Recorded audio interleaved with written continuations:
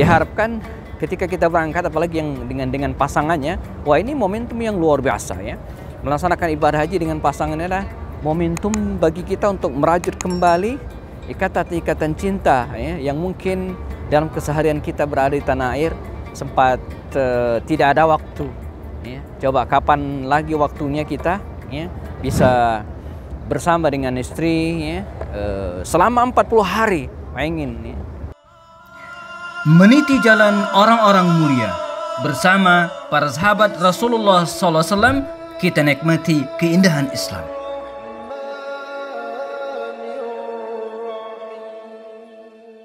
Assalamualaikum warahmatullahi wabarakatuh. Teman-teman sekalian, alhamdulillah hari ini saya masih berada di Madinah Al-Munawwarah setelah waktu subuh ya. Setelah melaksanakan sholat sunnah isyraq, sholat sunnah syuruk. Cuaca di Madinah cerah luar biasa ya.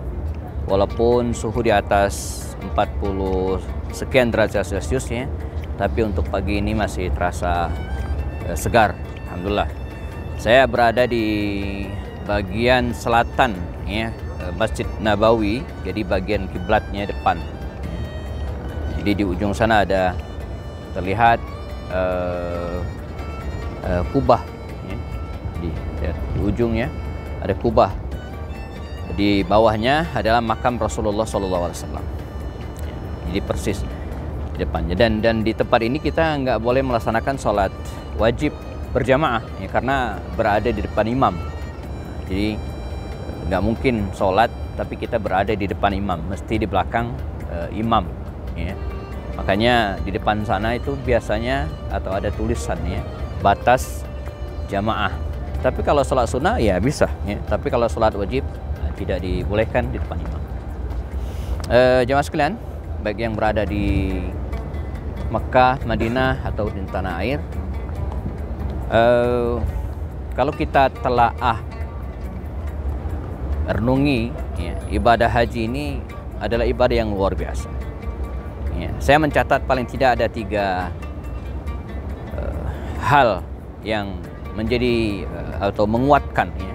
Jadi ibadah haji ini menguatkan 3 hal. Pertama, menguatkan ya akidah kita ya. Sebab mereka yang tidak memiliki akidah yang kuat ya, saya yakin ya, tidak akan bisa dan tidak akan mau ya melaksanakan ibadah haji yang penuh dengan pengorbanan ya. Kita mengorbankan waktu ya, 40 hari, bayangin 40 hari kita meninggalkan keluarga, meninggalkan pekerjaan, kita berani membayar dana dengan cukup besar untuk kurun waktu yang entah kapan kita berangkat, bahkan belasan bahkan puluhan tahun. Kita juga mengorbankan fisik dalam tanda kutip ya, jadi betul-betul fisik kita harus kuat.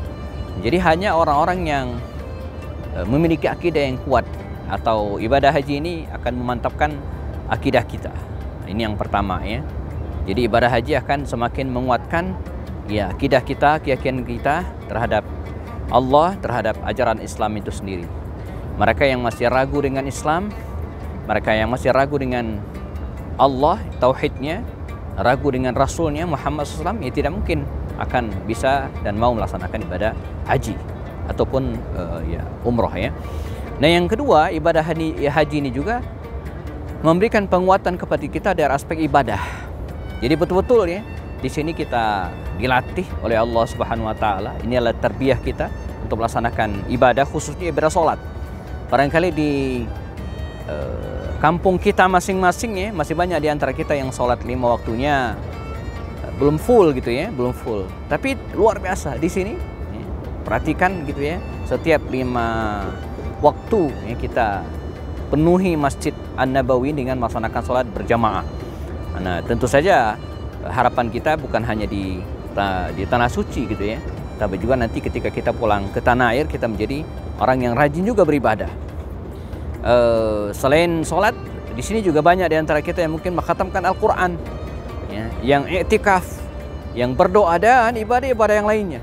Nah, jadi ibadah haji ini melatih, menguatkan ibadah kita. Lagi-lagi diharapkan ketika pulang nanti kita menjadi orang yang lebih kuat, lebih banyak, lebih maksimal ibadahnya kepada Allah Subhanahu wa taala. Dan yang ketiga, ternyata tak kalah penting juga adalah ibadah haji ini juga menguatkan akhlak kita gitu ya, akhlak. Makanya dalam pelaksanaan ibadah haji ini kita tidak boleh bertengkar, tidak boleh berkata jorok, tidak boleh berdusta ya, selalu menjaga akhlak-akhlak yang lainnya. Nah, bagi kita yang berangkat dari Indonesia ya, akhlak itu harus dijaga, bukan hanya dengan rombongan kita yang berangkat, teman sekamar kita ya, tapi yang paling penting juga nih sering saya sampaikan ya, hubungan dengan keluarga, dengan istri gitu ya. Nah, jadi diharapkan ketika kita berangkat, apalagi yang dengan pasangannya, wah ini momentum yang luar biasa ya.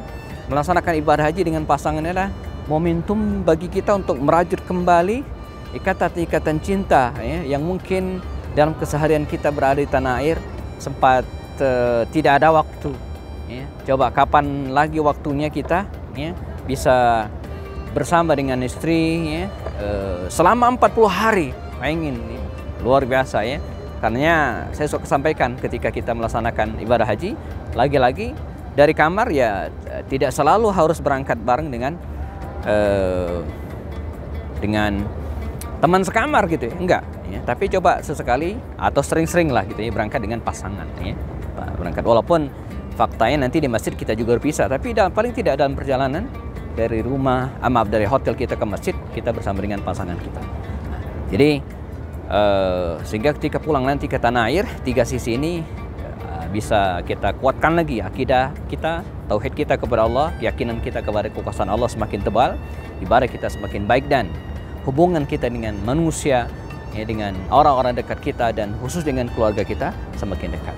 Semoga Allah SWT yang memberikan kemudahan bagi teman-teman sekalian yang sudah berada di tanah suci untuk meneruskan ibadahnya, dan bagi teman-teman yang belum berangkat, semoga diberikan rezeki oleh Allah SWT, diberikan kemudahan untuk berangkat ke tanah suci ini, insya Allah.